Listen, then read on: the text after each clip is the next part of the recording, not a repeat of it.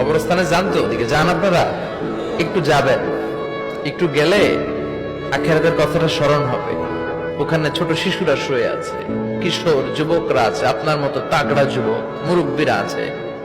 এরা এই এলাকায় থাকতো, এরা আকাশ থেকে নেমে আসে না, এই এলাকার সন্তান আজ নাই। একটা সার্টেন পিরিয়ড শেষে আপনিও থাকবেন না। This is the nature of life, this is the circle of life. ছোট্ট শিশু হয়ে এসেছিলেন, শৈশব, কৈশোর, যৌবন, প্রৌঢ়ত্ব, আগে ছিলেন সিঙ্গেল, বিয়ে করে হয়ে গেলেন ডবল। এরপরে আল্লাহ আপনাকে একটা মেয়ে দিল, এরপরে মেয়েকে বিয়ে দিয়ে শ্বশুর হলেন, এরপরে ওই মেয়ের ঘরে সন্তান হতে নানা হলেন। আর কতদিন? অনেক দিন হলো তো, অনেক লম্বা সময় পেয়েছেন আপনি। Think about that. এবার যাওয়ার কথা ভাবেন, আখিরাতের সামানের কথা ভাবেন, ফিরে যেতে হবে।